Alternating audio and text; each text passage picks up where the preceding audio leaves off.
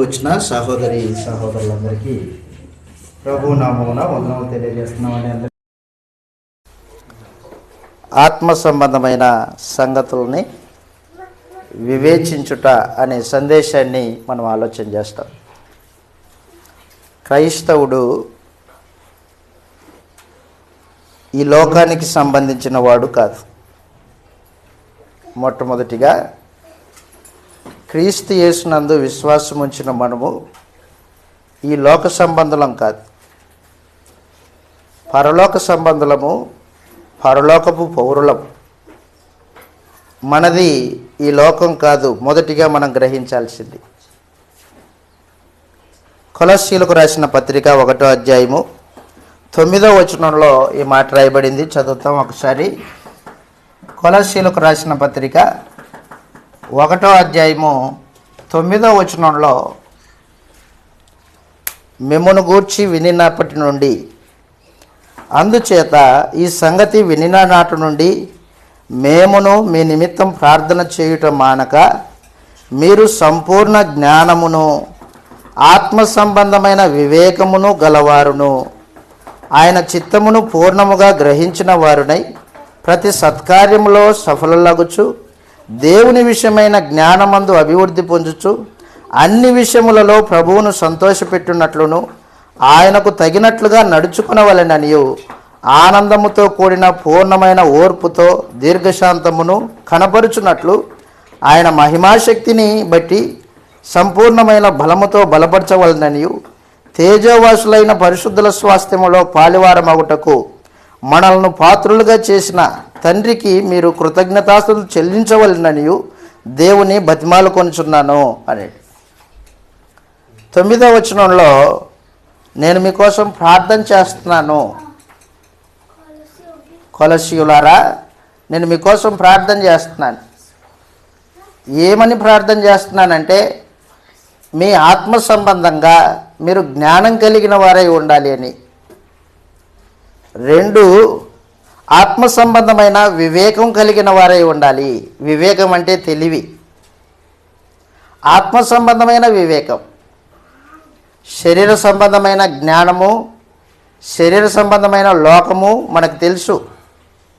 అయితే ఆత్మ సంబంధమైన జ్ఞానం కలిగిన వారై మీరు ఉండాలి.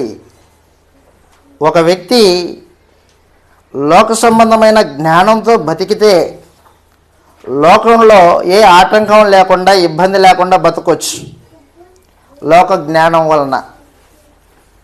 అయితే ఆత్మ సంబంధమైన జ్ఞానం కలిగిన వ్యక్తి ఆత్మ సంబంధమైన జీవితాన్ని గడపవచ్చు. ఈ రోజున మనము క్రైస్తవులం, క్రీస్తు యేసునందు విశ్వాసం ఉంచిన వారం. క్రీస్తు యేసునందు విశ్వాసం ఉంచినప్పుడు దేవుడు మనల్ని తన సువార్త ద్వారా మనోనేత్రాలు వెలిగింపజేశాడు. సువార్త మనుషుని యొక్క అంతరంగంలో ఉన్న కన్నుల్ని తెరచడానికి ఉద్దేశింపబడింది. మనం ఎప్పుడైతే యేసు ప్రభు యొక్క శిలువ మరణం నందు విశ్వాసం ఉంచామో, ఎప్పుడైతే ఆయన పునరుత్థానం నందు విశ్వాసం ఉంచామో, అప్పుడు దేవుడు మన కన్నులు తెరిచాడు.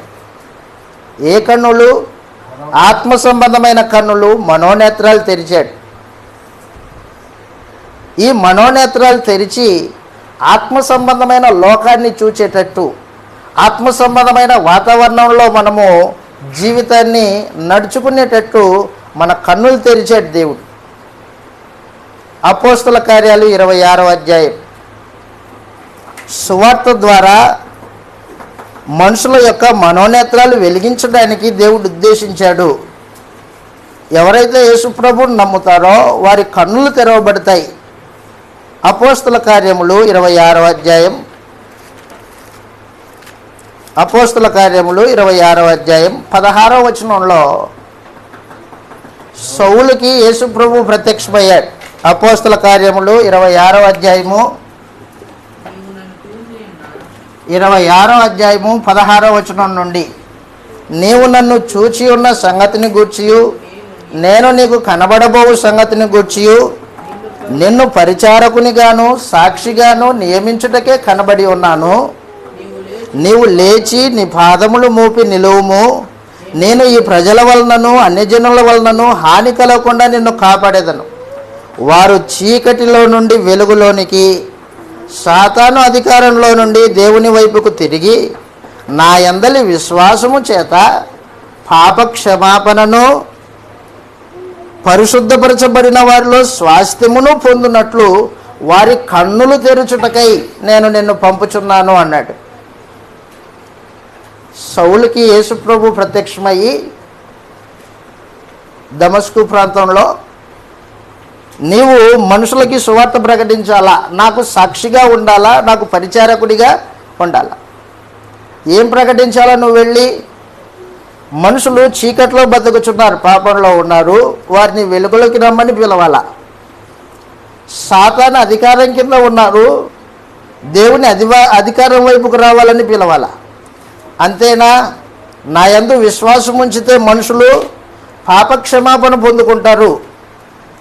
2, పరిశుద్ధుల స్వాస్థ్యంలో, పరలోకంలో వారు స్వాస్థ్యకర్తలు అవుతారు, ఆస్తి, దేవుని ఆస్తిలో పాలిభాగస్తులు అవుతారు అని చెప్పు. ఎవరైతే వస్తారో వారి కన్నులు తెరవబడతాయి అన్నాడు. కన్నులు తెరవడానికి సువార్త నమ్మిన ప్రతివాడు మనోనేత్రాలు తెరవబడతాయి. మనస్సులో కన్నులు ఉన్నాయి, అవి ఆత్మ సంబంధమైన కన్నులు తెరవబడతాయి. ఎప్పుడైతే ఆత్మ సంబంధమైన కన్నులు తెరవబడతాయో అప్పుడు నీకు ఆత్మ సంగతులు అర్థమవుతాయి. ఆత్మ సంబంధమైన సంగతుల్ని వివేచించాలంటే మొట్టమొదటిగా సువార్తని నమ్మి మనోనేత్రాలు వెలిగింపబడాలి. నేను మిమ్మల్ని అడుగుతున్నాను, మీరు సువార్త నమ్మే వచ్చారా? మీ మనోనేత్రాలు వెలిగింపబడ్డాయా, లేకపోతే గుడ్డితనంతో కలుగజేయబడ్డాయా? గుడ్డితనాన్ని కలగజేసే ఒక మహాశక్తి ఉంది లోకంలో, అది అపవాది. ఎవరైతే క్రీస్తు సువార్తను విని కూడా నమ్మని వారు ఉంటారో వారి మనోనేత్రాలకి గుడ్డితనం కలగజేస్తాడు. ఆత్మ సంబంధమైన సంగతులని వివేచించడంలో మొట్టమొదటి సంగతి జ్ఞాపకం పెట్టుకోండి. ఏంటంటే ఈ లోకంలో 2 మహాశక్తులు పోరాడుతున్నాయి. 2 మహాశక్తులు పోరాటం చేసుకుంటున్నాయి. ఒక మహాశక్తి దేవుని పక్షాన యేసు ప్రభువు, మరొక మహాశక్తి అపవాది, మనుషుల్ని నాశనానికి తీసుకెళ్లే అపవాది. ఈ 2 మహాశక్తులు పోట్లాడటం జరుగుతూనే ఉంది. ఎప్పటి నుంచి? ఆది నుండి, ఆదాము అవ్వలు రూపింపబడినది మొదలుకొని అపవాది మనుషుల్ని చెరుపుతూ ఉంది. దేవునికి మనుషుల్ని కాకోకుండా, దేవుని దృష్టిలో మనుషులు పాపం చేసి చచ్చిపోయేటట్టు అపవాది చేస్తుంది. దేవుడు తన పక్షాన మనుషుల్ని నీతిమంతులుగా తీర్చి నీతిమంతులైన వారితో సహవాసం చేయడానికి దేవుడు ఆలోచన చేస్తున్నాడు. 2 మహాశక్తులు అన్నమాట. సువార్త ద్వారా మనుషుల మనోనేత్రాలు వెలిగించడానికేమో క్రీస్తు ప్రభు, సువార్త విన్నా కూడా మనుషుడు అంగీకరించుకోకుండేటట్టు వాని కన్నులు మూసేసేయడానికి అపవాది. కొరింథీయులకు రాసిన 2వ పత్రిక 4వ అధ్యాయం 4వ వచనంలో ఈ మాట రాయబడింది. యేసు ప్రభు ఒక పక్షాన, అపవాది మరొక పక్షాన. యేసుక్రీస్తు సువార్త వలన మనోనేత్రాలు వెలిగించాలని ఆయన ఆలోచన. మనోనేత్రాలని వెలిగించాలి. అపవాది మనుషుల మనోనేత్రాలు మూయించాలి. అపవాది యొక్క కార్యక్రమాలు అవి. కొరింథీయులకు రాసిన 2వ పత్రిక 4వ అధ్యాయము 4వ వచనంలో ఈ మాట రాయబడింది. కొరింథీయులకు రాసిన 2వ పత్రిక 4:4లో దేవుని స్వరూపి అయ్యున్న క్రీస్తు మహిమను కనబరచు సువార్త, అదిగో దేవుని మహిమ స్వరూపి ప్రభు అయిన యేసు, ఆయన యొక్క సువార్త ప్రకాశము మనుషులకు కనబడకుండానట్లు అపవాది అనగా ఈ లోక సంబంధమైన దేవత మనోనేత్రములకు గుడ్డితనము కలగజేస్తుంది అన్నాడు. ఎవరికి మనోనేత్రాలు? ఎవరైతే అవిశ్వాసం నమ్మలేదో సువార్తని వారికి గుడ్డితనం కలగజేస్తున్నాడు. కన్నులు తెరవడానికి ప్రభు అయిన యేసు, కన్నులు మూయించడానికి అపవాది, రెండు పోట్లాట జరుగుతుంది. ఈ ఆత్మ సంబంధమైన జ్ఞానము క్రైస్తవుడిగా నీకు అవసరం. ఈ రెండు మహాశక్తుల మధ్యలో నీవు ఎవరి పక్షంగా నీ జీవిత దినాల్ని గడుపుతున్నావో ఆలోచన చేయాలా. నేను బాప్తిసం పొందాడండి, కరెక్ట్. బాప్తిసం పొందితే నువ్వు ఎక్కడి నుంచి ఎక్కడికి వచ్చావు? ఎవరి అధికారం కింద ఉండేవాడివి, ఇప్పుడు ఎవరి అధికారం కిందకి వచ్చావు? ఈ వివేచన అవసరం. ఈ వివేచన లేదనుకో, నువ్వు క్రైస్తవుడివి, క్రైస్తవ జీవితం జీవిస్తున్నావు అనే భావన నీకేమీ ఉండదు. కొలస్సీయులకు రాసిన పత్రిక 1వ అధ్యాయము 13వ వచనంలో ఈ మాటలు రాయబడ్డాయి. ఎప్పుడైతే క్రీస్తు యేసు శిలువ మరణమునందు విశ్వాసముంచామో అప్పుడు దేవుడు మనల్ని అంధకార సంబంధమైన అధికారం నుండి విడిపించి తన కుమారుని యొక్క రాజ్య నివాసులుగా చేశాడు. కుమారుని యొక్క రాజ్య నివాసులు. కొలస్సీయులకు రాసిన పత్రిక 1వ అధ్యాయం 13వ వచనంలో ఆయన మనలను అంధకార సంబంధమైన అదిగో అపవాది అధికారం, చీకటి ప్రభుత్వం,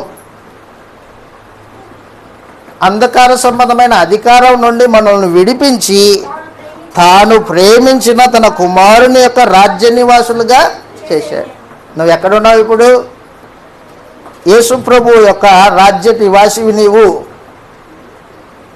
యేసు ప్రభు ఆయన రాజ్యము భూమి మీదనే ఉంది. అయితే ఆ రాజ్యము భూ సంబంధమైంది కాదు. నా రాజ్యము ఇహలోక సంబంధమైంది కాదు, నా రాజ్యము ఆత్మ సంబంధమైంది అని తెలియజేశాడు ప్రభు అయిన యేసు. నేను ఈ లోకానికి సంబంధించిన వాడిని కాదు, నా రాజ్యము ఈ లోకం కాదు. నువ్వెక్కడి నుంచి ఎక్కడికి వచ్చావో జ్ఞాపకం ఉంచుకో. మొట్టమొదటి సమాచారం యోహాను సువార్త 18వ అధ్యాయము. యోహాను సువార్త 18వ అధ్యాయం.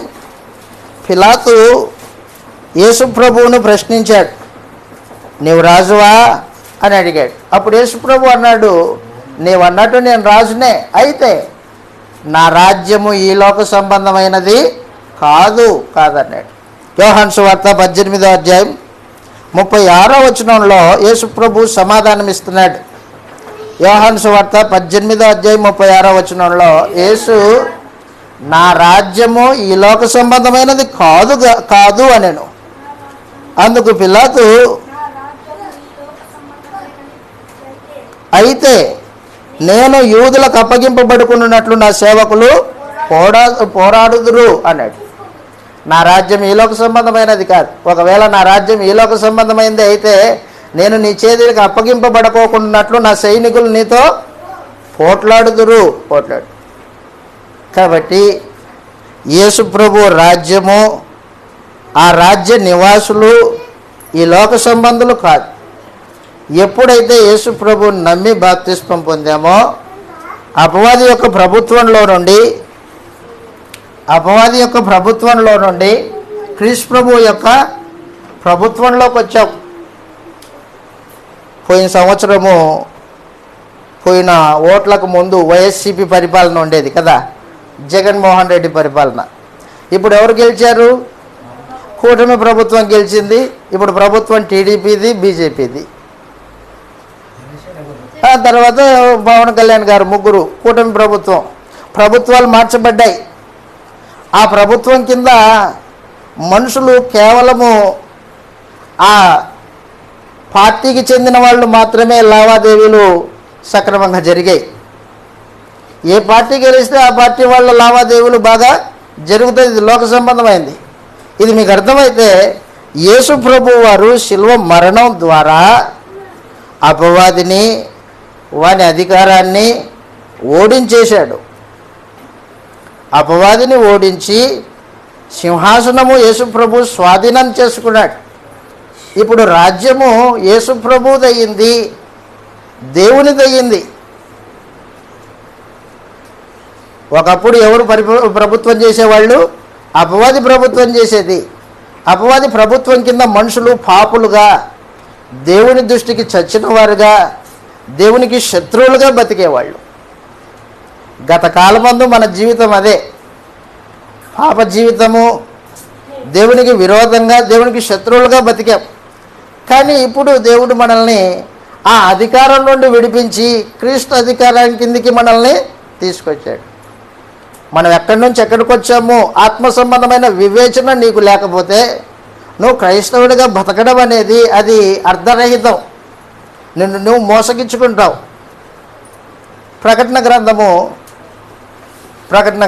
5వ అధ్యాయం 9-10 వచనాల్లో ఈ మాటలు రాయబడ్డాయి. ఇప్పుడు రాజ్యము ఎవరిదాయనో.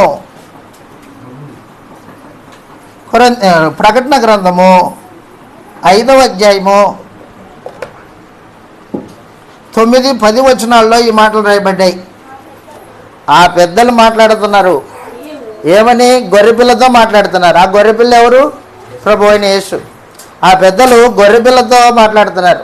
నీవు ఆ గ్రంథమును తీసుకొని దాని ముద్రలు విప్పుటకు యోగ్యుడవు, నీవు వధింపబడిన వాడవై నీ రక్తమిచ్చి ప్రతి జనములోనూ, ఆయా భాషలు మాట్లాడు వారిలోనూ, ప్రతి ప్రజలోనూ దేవుని కొరకు మనుషులు కొని మా దేవునికి వారిని ఒక రాజ్యముగాను యాజకులుగాను చేసితివి అన్నాడు. యేసు ప్రభు రాజ్య సంబంధులు ఎలాగయ్యాం మనం? ఆయన రక్తం చేత కొనబడ్డాం. నువ్వు యేసు ప్రభు యొక్క రాజ్య సంబంధివి, నేను యేసు ప్రభు యొక్క రాజ్య సంబంధిని. యేసు ప్రభు తన రక్తం ద్వారా కొనుక్కొని నన్ను దేవునికి ఒక యాజకునిగా, ఒక రాజ్యముగా చేశాడు. నేను దేవుని రాజ్య ప్రజని. ఒకడు కొత్తగా జన్మించితేనే తప్ప దేవుని రాజ్యంలో ప్రవేశించలేడు అన్నాడు. కాబట్టి ఎక్కడుంది దేవుని రాజ్యం? ఆ దేవుని రాజ్యం ఎక్కడుంది? మీరు చూసారా? మీరు ఎప్పుడైనా దేవుని రాజ్యాన్ని,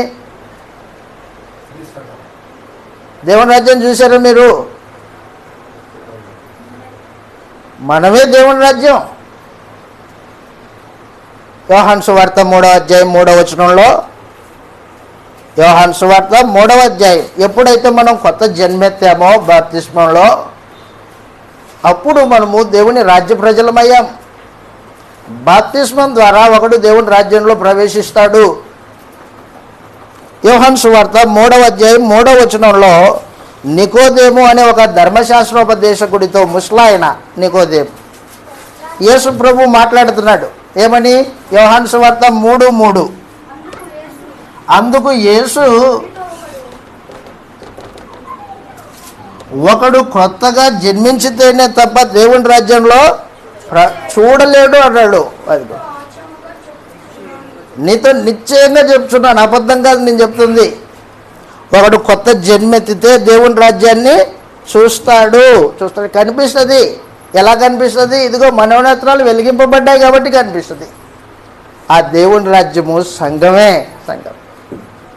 సంఘంలో దేవుని ప్రజలు ఉంటారు. దేవుని ఇల్లు సంఘం.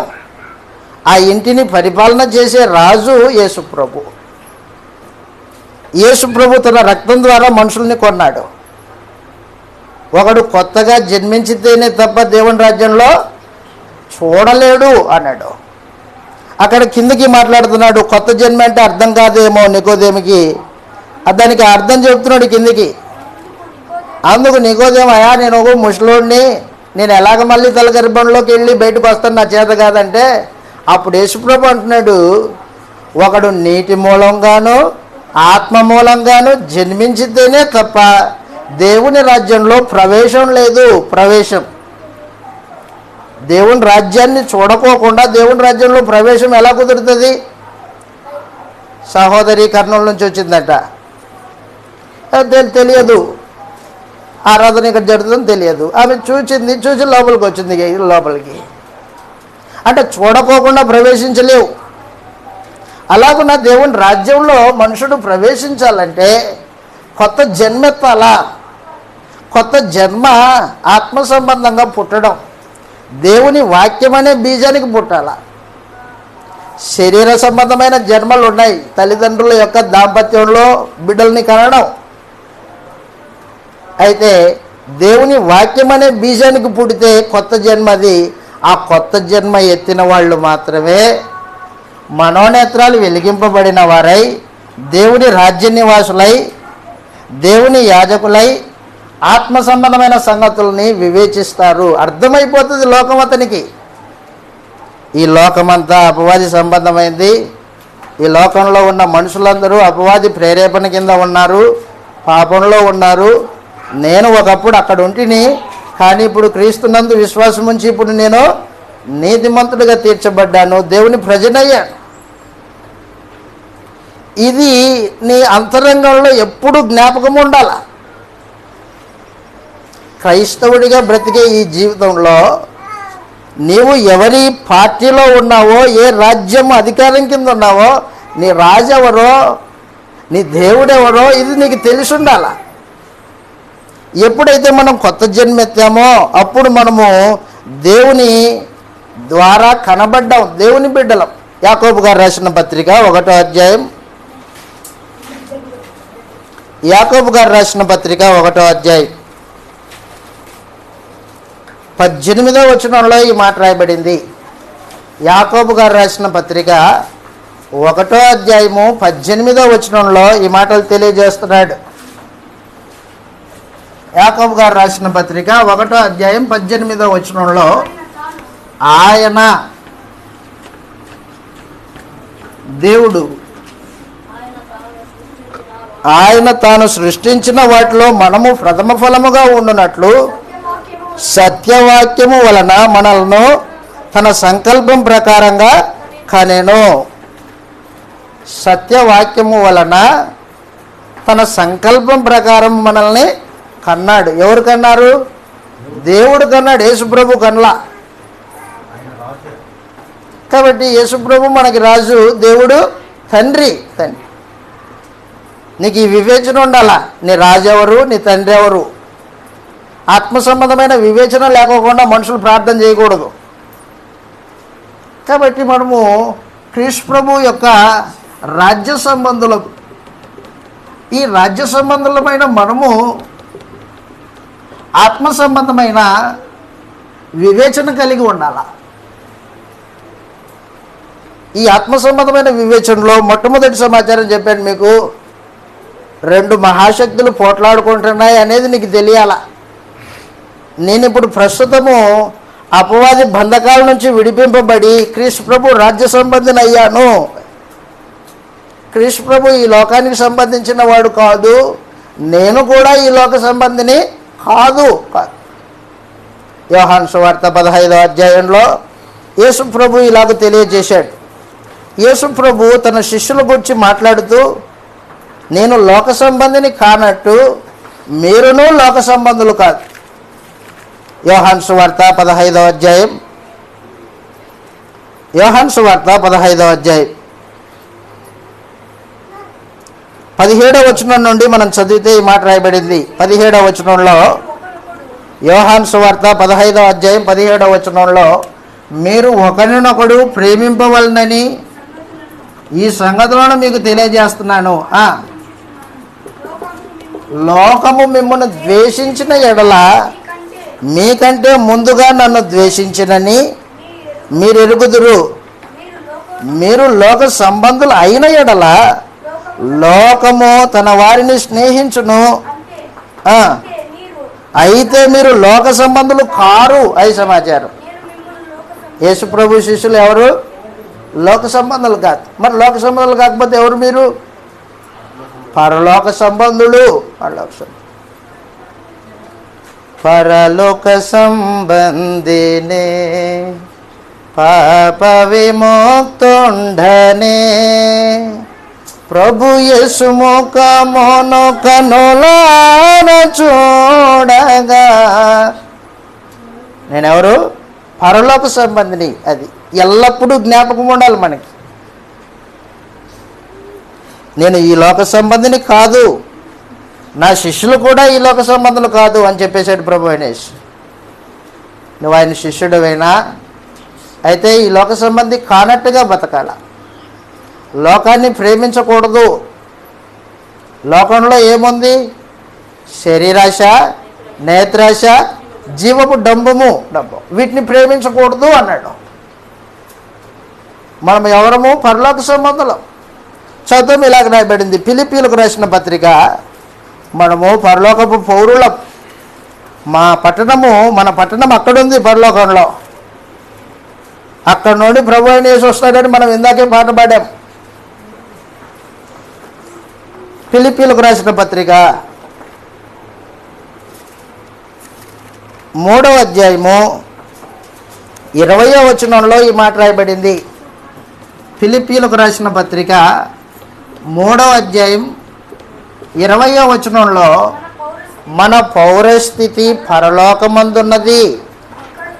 అక్కడ నుండి ప్రభువైన యేసు అను మన ఆయన ప్రత్యక్షత కొరకు ఎదురు చూస్తూ ఉన్నాం అన్నాడు. ఆయన వస్తాడు. మన పౌరస్థితి పరలోకమందున్నది. అక్కడి నుండి ప్రభు అయిన యేసుక్రీస్తు అను రక్షకుని నిమిత్తం కనిపెట్టుకొని ఉన్నాం. సమస్తమును తనకు లోపరుచుకున్న జాలిన శక్తిని బట్టి ఆయన మన దీన శరీరమును తన మహిమగల శరీరమునకు సమరూపము గలదానిగా మార్చును అన్నాడు. యేసు ప్రభు వస్తే మహిమలో ప్రత్యక్షమవుతాడు. ఆ మహిమ కలిగిన శరీరము ఆయనకు ఎలాగుందో మన శరీరాన్ని కూడా అలాగా మార్చి తీసుకెళ్తాడు పరలోకానికి. నేను ఈ భూమి మీద పరదేశిని, యాత్రికుణ్ణి అనే భావన ఉండాలి నీకు కలిగి ఉన్నది ఏది అది స్థిరంగా నీ వెంట రాదన్న సంగతి నీకు తెలియాల. నేను పరదేశిని, యాత్రికుణ్ణి. నా పౌరస్థితి పరలోకంలో ఉంది. అక్కడుంది నా ఆధార్ కార్డు, అక్కడుంది.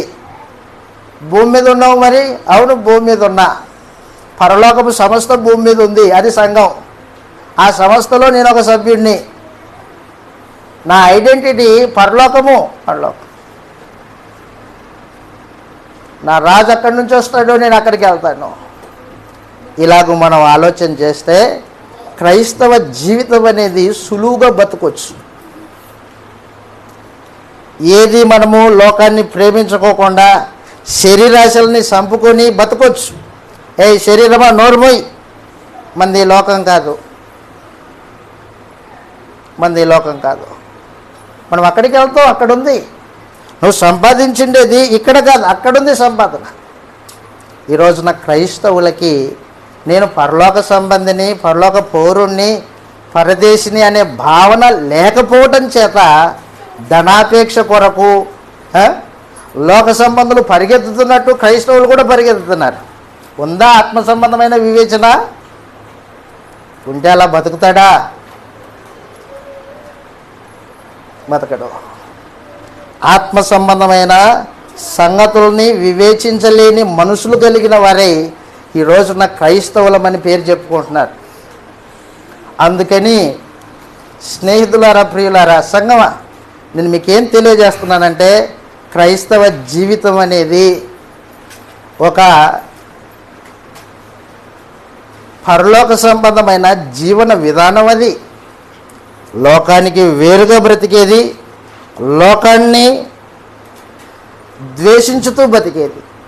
లోకాన్ని ప్రేమించేది కాదు, లోకాన్ని ద్వేషించుతూ దాని ఆశలు, దాని దుష్క్రియలు ఇవన్నీ మనము ద్వేషించాలి. దాంతో పాల్పంపులు పొందకూడదు. మనం బాప్తిసం పొందినప్పుడే మనల్ని లోకంలో నుండి వేరు కమ్మని ఆజ్ఞ జారీ చేయబడింది. అపోస్తల కార్యాలు 2వ అధ్యాయం. అపోస్తల కార్యములో 2వ అధ్యాయం. ఆత్మ సంబంధి అయిన వాడు తాను పొందిన బాప్తిస్మప్పుడే తాను ఎక్కడి నుంచి ఎక్కడికి ప్రవేశించాడో, లోకం నుండి వేరైపోయానో అన్న సంగతిని గ్రహించి ఉంటాడు. అపోస్తల కార్యములు 2వ అధ్యాయము ప్రత్యేకించి 40వ వచనంలో ఈ మాట రాయబడింది. అపోస్తల కార్యములు 2వ అధ్యాయము 40వ వచనంలో అపోస్తలుడైన పేతురు మాట్లాడుతున్నాడు. ఇంకను అనేక విధమైన మాటలతో వారికి సాక్ష్యం ఇచ్చుచు 2వ అధ్యాయము 40వ వచనంలో అనేక విధములైన మాటలతో సాక్ష్యం ఇచ్చుచు మీరు మూర్ఖులకు ఈ తరం వారికి వేరై రక్షణ పొందండి అని. కాబట్టి క్రైస్తవ జీవితము మూర్ఖ లోకంలో నుండి, మూర్ఖ తరంలో నుండి వేరైన వాళ్ళు. మన లోకం వేరే, మన రాజు వేరే, మన జీవిత విధానము వేరే. మనది లోకం కాదు, మనది అపవాది సంబంధమైన రాజ్యం కాదు, మనది లోక సంబంధమైన జీవన విధానము కూడా కాదు. ఇది మనం గుర్తించాలి మొట్టమొదటిగా. ఇది నీకు ఎప్పుడైతే మర్చిపోతావో అప్పుడు లోకాన్ని ప్రేమిస్తావు, లోక సంబంధంగా బతుకుతావు. లోకానుసారంగా బతికిన నీవు శరీరాశలని ప్రేమించి నరకానికి వెళ్ళిపోతావు. ప్రమాదం ఎక్కడ జరుగుతుంది తెలుసా మీకు? నీ మనసులో పుట్టే ఆలోచనలు, నువ్వు ఏమై ఉన్నావో నీ మనసులో మర్చిపోయావు, చూసావు, అక్కడ జరిగింది ప్రమాదం.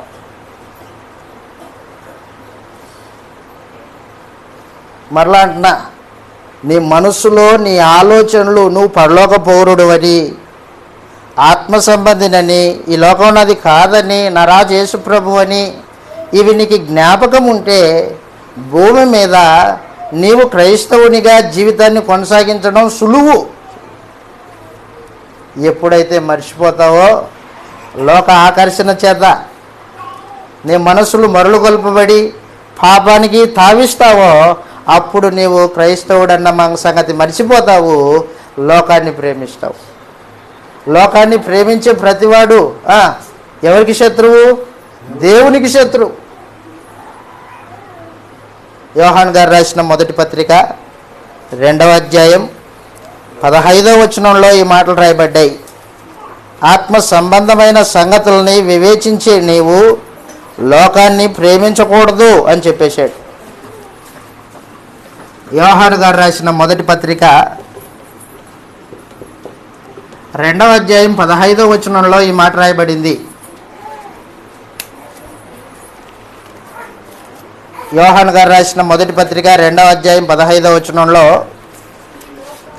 ఈ లోకమునైనను లోకములో ఉన్న వాటినైనను ప్రేమింపకుడి. ఎవడైనను లోకమును ప్రేమించిన ఎడల తండ్రి ప్రేమ వానిలో నుండదు.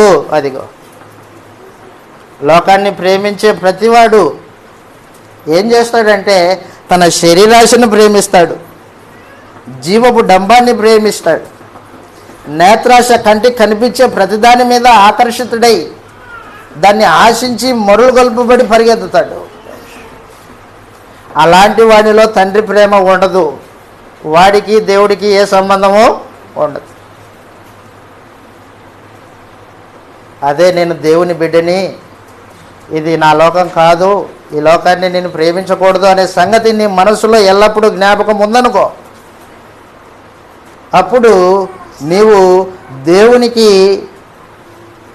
అంగీకారయోగ్యంగా బ్రతకొచ్చు, ఆయన చిత్తాన్ని నువ్వు జరిగించవచ్చు. అలా కాకపోతే మోసపోతావు. చెప్తున్నాడు, లోకమునైనను లోకంలో ఉన్నవాటినైనను ప్రేమింపకుడి. ఎవడైనా లోకమును ప్రేమించిన ఎడల తండ్రి ప్రేమ వానిలో ఉండదు. లోకములో ఉన్నదంతయు అనగా శరీరాశయు, నేత్రాశయు, జీవపు డంబమును తండ్రి వలన పుట్టినవి కావు, అవి లోక సంబంధమైనవే. లోకమును దాని ఆశ గతించిపోవచ్చున్నది కానీ దేవుని చిత్తమును జరిగించేవాడు నిరంతరము నిలుచును అది సమాచారం.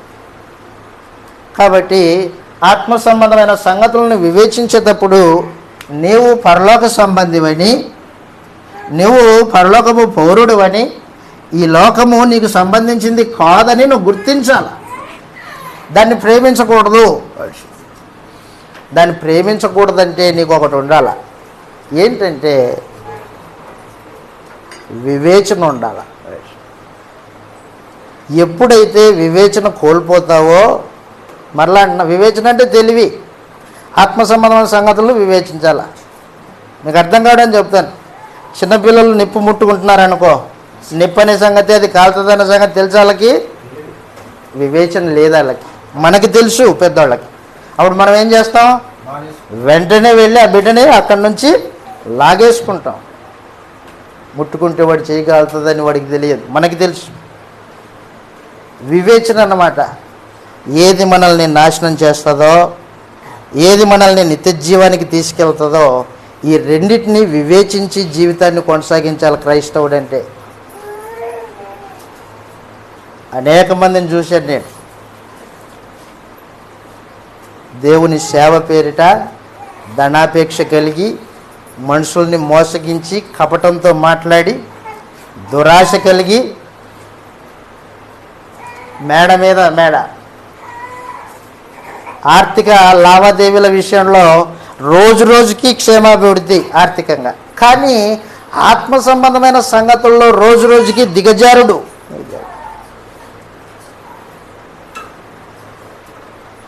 అందుకని నేను మీకు తేటగా తెలియజేస్తున్నాను. మీకు ఆత్మ సంబంధమైన సంగతులని వివేచించాలి. మనం పరదేశంలో యాత్రికులమై ఉన్నాం. ఈ లోకానికి మనం ఏమైనా తీసుకొచ్చామా? ఏం తీసుకురాలేదు. మరి ఏమైనా తీసుకెళ్తామా పోయేటప్పుడు? ఎంత చక్కగా చెప్పాడు పరిశుద్ధాత్ముడు. తిమోతి నాయన, సేవకుడా, దైవజనుడా, ఏ విధమైన ధనాపేక్షకు నువ్వు ఎడమీయదు నాయన, జాగ్రత్త. ధనాపేక్ష కలిగిన వాళ్ళు ఊరిలోనూ అవివేకయుక్తమైన వాటిలోనూ పడతారు అని చెప్పేశాడు. తిమోతికి రాసిన మొదటి పత్రిక 6వ అధ్యాయం, తిమోతికి రాసిన మొదటి పత్రిక 6వ అధ్యాయము 6వ వచనం నుండి చదువుతాను, జాగ్రత్తగా చూసుకోండి. 6వ అధ్యాయం 6వ వచనంలో సంతుష్టి సహితమైన దైవభక్తి గొప్ప లాభసాధనమై ఉన్నది. సంతుష్టి సహితమైన దైవభక్తి అంటే ఉన్నవాటితో తృప్తి పొందే జీవితం. అన్నవసరాలు ఇచ్చాడు దేవుడు, ఈ పూటకి చాలు. రేపటి సంగతి ఆయన చూసుకుంటాడు. నేను కాదు చూసుకునేది, ఆయన చూసుకుంటాడు. సంతుష్టి సహితమైన దైవభక్తి గొప్ప లాభసాధనమై ఉన్నది. మనం ఈ లోకంలోనికి ఏమీ తేలేదు, దీనిలో నుండి ఏమీ తీసుకొని పోలేము. కాగా అన్నవసరములు గర్వారై ఉండి వాటితో తృప్తి పొంది ఉందము. ధనవంతులకుటకు అపేక్షించువారు శోధనలోను, ఉరిలోను, అవివేకయుక్తములను, హానికరములైన అనేక దురాశల్లోనూ పడుదురు. అట్టివి మనుషులను నష్టంలోనూ నాశనంలోనూ ముంచివేయును. ఎందుకనగా ధనాపేక్ష సమస్తమైన కీడులకు మూలము. కొందరు దాన్ని ఆశించి విశ్వాసం నుండి తొలగిపోయి నానా బాధలతో తమను తామే పొడుచుకున్నారు. దేంట్లో? నానా విధమైన బాధల్లో పడ్డారు. విశ్వాసం నుండి తొలగిపోయారు. చెప్పాను మీకు పోయిన గురువారం. మా బంధువు ఒక ఆమె ఆత్మహత్య చేసుకుంది, తాను చంపుకుంది.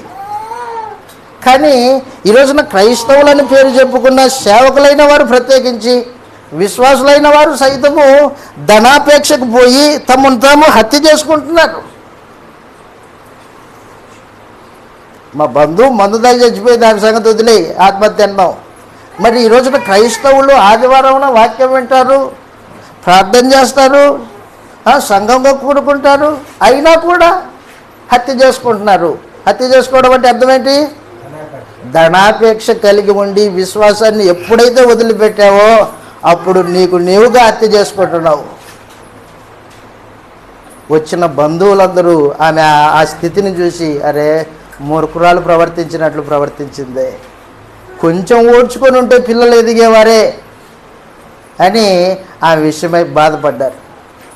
ఈ రోజున మనము కొంచెం ఓడ్చుకుంటే ఈ ధనాపేక్ష అయినా, ఈ ఇబ్బంది అయినా, ఈ ఇరుకైనా, ఈ శరీర సంబంధమైన లోపములు భౌతికంగా నీ అక్కర్ల విషయంలో లేమి ఉంటే ఉండిని కొంచెం ఓడ్చుకుంటే పరలోకం వెళ్తాం.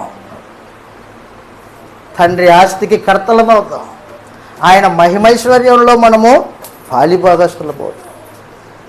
అందుకని అపోస్తలులు వారు భూ సంబంధంగా అన్ని అద్భుత కార్యక్రమాలు సూచక్రియలు చేసినా వారు ఎన్నడే ఎవరి దగ్గర పైకని తీసుకోలేదు. ఏం సంపాదించుకున్నాడు పౌలు? ఏం సంపాదించుకున్నాడు అపోస్తలులు? ఏం సంపాదించుకున్నారు మొదటి శతాబ్దపు క్రైస్తవులు? వాళ్ళు ఏం సంపాదించుకున్నారు చెప్పనా మీకు? నీతిని సంపాదించుకున్నారు, విశ్వాసాన్ని కాపాడుకున్నారు, దీర్ఘశాంతం కలిగి దేవుని కొరకు ఎదురు చూశారు.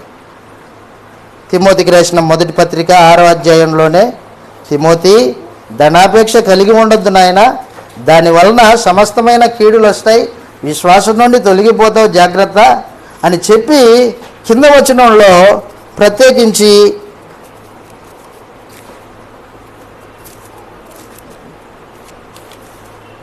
విశ్వాసం నుండి తొలగిపోయి నానా బాధలతో తమను తామే పొడుచుకొనిరి. దైవజనుడా, నీవైతే వీటిని విసర్జించి నీతిని, భక్తిని, విశ్వాసమును, ప్రేమను, ఓర్పును, సాత్వికమును సంపాదించుకొనుటకు ప్రయాసపడు నాయనా. అబ్బా, నీతిని, విశ్వాసమును, ప్రేమను,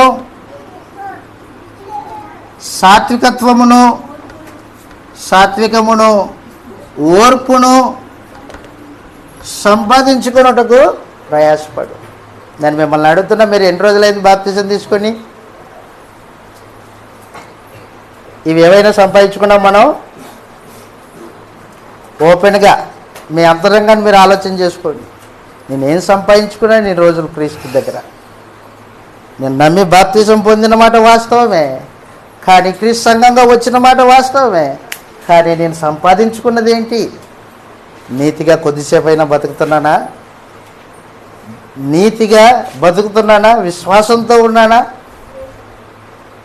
నా సొంత ఆలోచన పక్కన పెట్టి ఆయన మీదనే ఆధారపడుతున్నానా? ప్రేమను సంపాదించుకుంటున్నానా సోటి సహోదరుడితో? ద్వేషాన్ని సంపాదించుకుంటున్నానా? ఏం సంపాదించుకుంటున్నా? ఈరోజున క్రైస్తవులమని చెప్పుకుంటూనే ఒకరంటే ఒకటి పడదు. ప్రియులారా, నేను మీకు తేటగా తెలియజేస్తున్నా సంగతి ఏంటంటే, నువ్వు ఆత్మ సంబంధం అయితే క్రీస్తు ప్రభు సంఘం అనేది ద్వేషం లేని సమాజం, అది నీతి సమాజం. క్రీస్తు సంఘంలో సహోదరులు ఒకరినొకరు ప్రేమ కలిగి ఉంటారు. యేసు ప్రభు చెప్పాడు, యోహాను సువార్త 13వ అధ్యాయం 36వ వచనంలో అంటున్నాడు ఆయన. యోహాను సువార్త 13వ అధ్యాయం 36వ వచనంలో అంటున్నాడు, నేను మీకు క్రొత్త ఆజ్ఞ ఇస్తున్నాను. ఏంటి ఆ క్రొత్త ఆజ్ఞ? నేను మిమ్మల్ని ప్రేమించిన ప్రకారమే మీరు ఒకరినొకరు ప్రేమించుకొనవలెను అన్నాడు. మహత్తరమైన ఆజ్ఞ. నేను మిమ్మల్ని ప్రేమించినట్టే, నిన్ను వలె నీ పొరుగువాన్ని ప్రేమించు కాదు, అది ధర్మశాస్త్రం. నిన్ను వలె నీ పొరుగువాన్ని ప్రేమించు అనేది ధర్మశాస్త్రం. కొత్త నిబంధన, నేను నిన్ను ప్రేమించినట్టు, యేసుప్రభు మనల్ని ప్రేమించినట్టు సహోదరుని ప్రేమించాలా. యేసుప్రభు మనల్ని ఎలా ప్రేమించాడు? అది సమాజం. ప్రాణం పెట్టినంతగా ప్రేమించాడు. ఈరోజు మనం సహోదరుని కొరకు ప్రాణం పెట్టినంతగా ఉందా మన జీవితంలో? మన జీవితంలో ఉందా?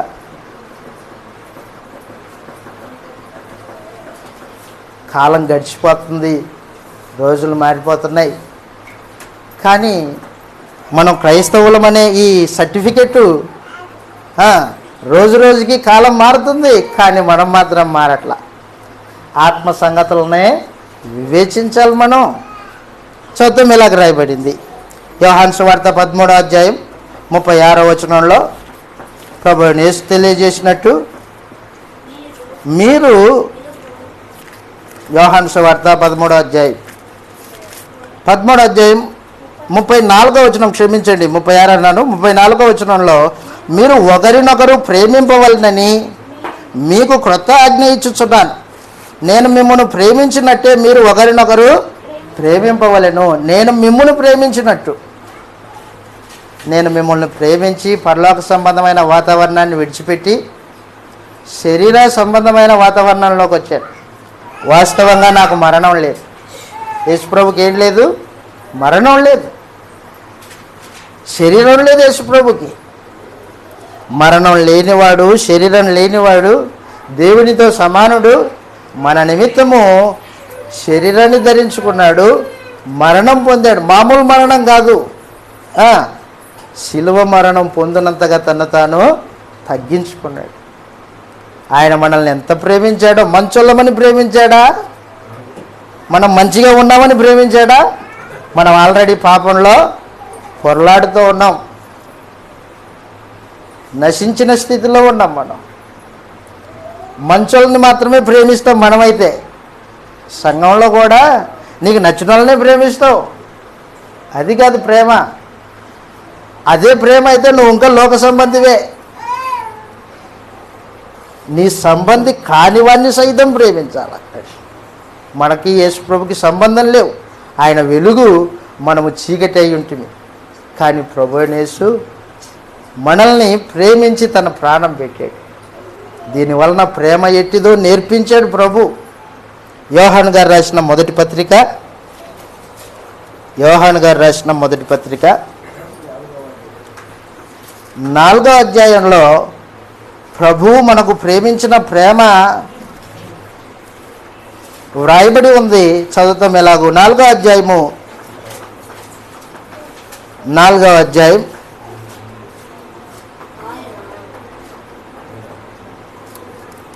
15వ వచనం నుండి చదువుతాం.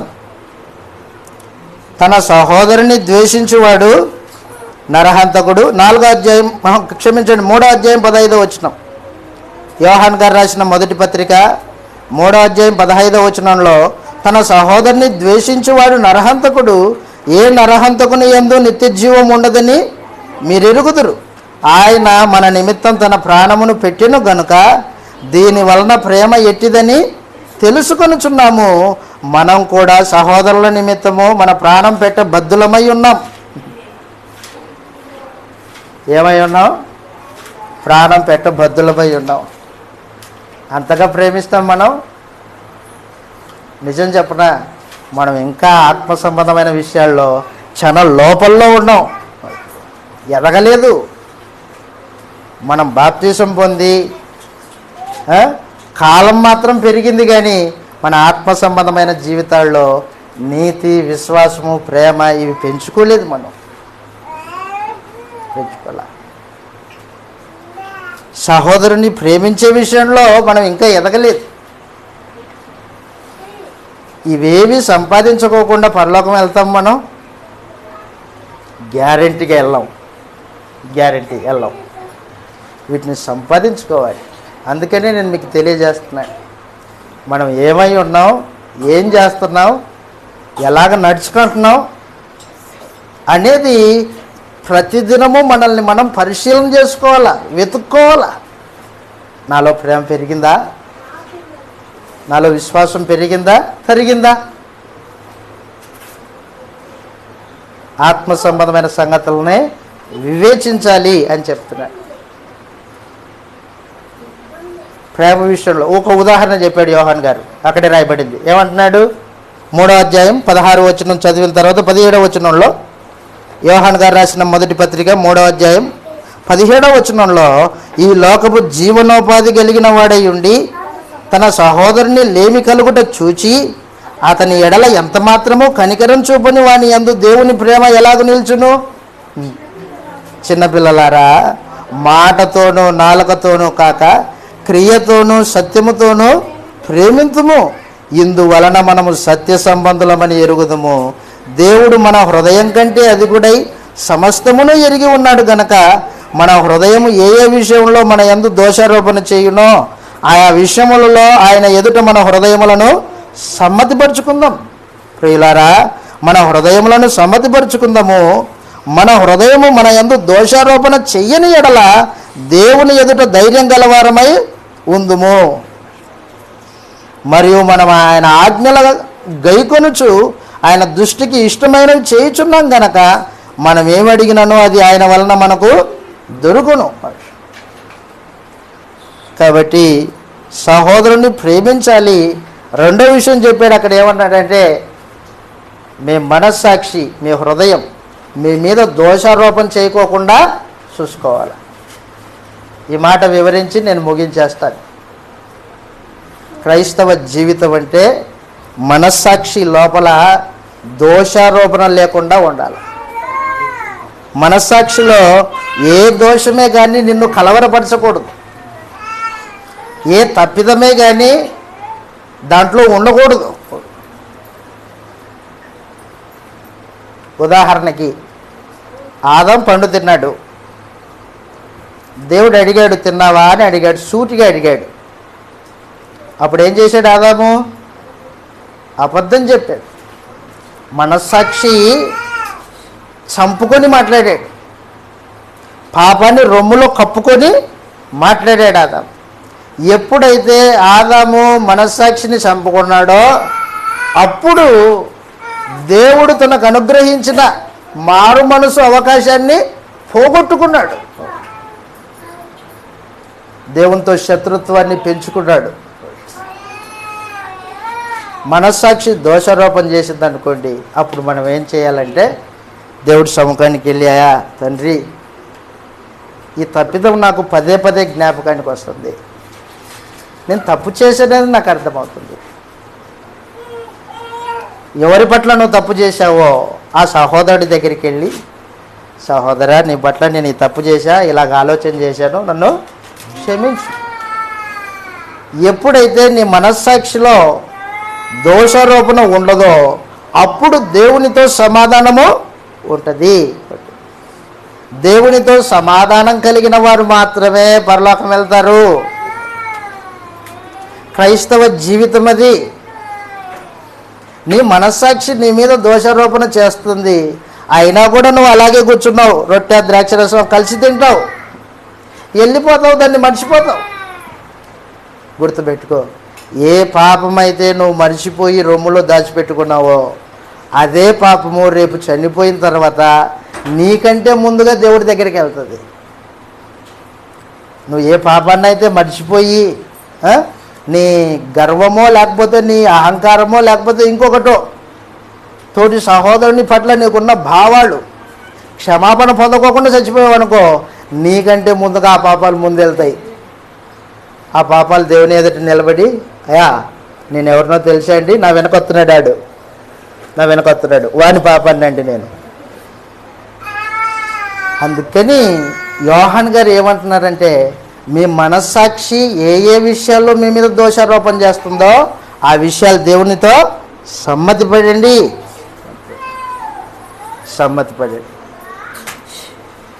తిమోతికి రాసిన మొదటి పత్రిక, క్షమించండి, రెండవ పత్రిక, తిమోతికి రాసిన రెండవ పత్రిక. నేను చెప్తుంది అబద్ధం కాదు. మనకంటే ముందుగా మన పాపాలు వెళ్ళిపోతాయి. ఏ పాపం అయితే నువ్వు దేవుని ఎదుట సమ్మతి పడలేదో ఆ పాపం నీకంటే ముందుగా వెళ్ళిపోతుంది. తిమోతికి రాసిన రెండవ పత్రికలో, క్షమించండి, మొదటి పత్రిక 6వ అధ్యాయం 5వ అధ్యాయం, తిమోతికి రాసిన మొదటి పత్రిక 5వ అధ్యాయం 24వ వచనము 25వ వచనము ఈ మాట రాయబడింది. తిమోతికి రాసిన మొదటి పత్రిక 5వ అధ్యాయం 24, 25లో కొందరి పాపములు తేటగా బయలుపరచబడి న్యాయపు తీర్పునకు ముందుగా నడుచుచున్నవి, మరికొందరి పాపములు వారి వెంట వెళ్ళుచూ ఉన్నవి. అటువలే మంచి కార్యములు తేటగా బయలుపడుచున్నవి, బయలుపడినవి దాచబడనేరవు. నువ్వేదైతే చేసావో శరీరంలో ఉన్నప్పుడు, అవి మంచి క్రియలైనా చెడ్డ క్రియలైనా అవి రెండు నేరుగా ఎక్కడికి వెళ్తాయి? తీర్పు దినానికి వెళ్తాయి. ఈ ఆత్మ సంబంధమైన ఆలోచన ఉందా మనకి? అయితే మనస్సాక్షిని నిర్దోషంగా పెట్టుకోవాలి. ఒకని సంగతి పక్కన పెట్టు, వాడు ఏమైనా పోని, నీకు మాత్రము నీ మనస్సాక్షి నీ మీద దోషారోపణ చేయకుండా చూసుకోవాలి. దోషారోపణ నీ మనస్సాక్షి నీ మీద చేసిందనుకో, అప్పుడు నీవు రక్షణ లేనివాడివి, రక్షణ ఉండదు, నీకు నీవే పోగొట్టుకున్నావు. హెబ్రీయులకు రాసిన పత్రిక అదే ఒప్పుకుంటే ఏం జరుగుతుంది? ఒప్పుకుంటే ఏం జరుగుతుంది అంటే, మన ప్రధాన యాజకుడు ఉన్నాడు యేసుప్రభు మన ప్రధాన యాజకుడు, అయ్యా ఎలీషాని తప్పు చేశాడండి, ఒప్పుకున్నాడండి, అదిగో ఒప్పుకున్నాడు కాబట్టి నా రక్తము. యేసు ప్రభు దేవుని సముఖంలో మన పాపం పక్షాన ప్రధాన యాజకుడిగా పనిచేస్తాడు. ఆయన ప్రధాన యాజకుడిగా మనకున్నాడు. మనం పాపాన్ని ఒప్పుకున్నామనుకోండి, మన పాపానికి శిక్ష ఉండదు. అదే ఒప్పుకోలేదనుకో, నీ అహమో లేకపోతే అతని మీద నీకున్న ద్వేషమో కోపమో ఇంకొకటో ఆ ఇంకొకటి నిన్ను తీసుకెళ్తుంది నరకానికి. హెబ్రీయులకు రాసిన పత్రిక 10వ అధ్యాయం 19వ వచనంలో, హెబ్రీయులకు రాసిన పత్రిక 10వ అధ్యాయం 19వ వచనంలో ఈ మాటలు రాయబడ్డాయి. 10వ అధ్యాయం 19వ వచనం, సహోదరులారా, యేసు మన కొరకు ప్రతిష్ఠించిన మార్గం అనగా నూతనమైనది జీవం గలది ఆయన శరీరమును తెర ద్వారా ఏర్పరచబడిన ఆయన మార్గమున ఆయన రక్తం వలన పరిశుద్ధ స్థలమందు ప్రవేశించుటకు మనకు ధైర్యం కలిగి ఉన్నది గనుక, దేవుని ఇంటిపైన మనకు గొప్ప యాజకుడు ఉన్నాడు గనుక మనస్సాక్షికి కల్మషం తోచకుండునట్లు ప్రోక్షింపబడిన హృదయం గలవారమును నిర్మలమైన ఉదకముతో స్నానం చేసిన శరీరములు గలవారమునై ఉండి విశ్వాస విషయంలో సంపూర్ణ నిశ్చయత కలిగి యథార్థమైన హృదయంతో మనము దేవుని సన్నిధానమునకు చేరుదాం. వాగ్దానం చేసిన వాడు నమ్మదగినవాడు గనక మన నిరీక్షణ విషయమై మనం ఒప్పుకొనినది నిశ్చలముగా పట్టుకొందుము.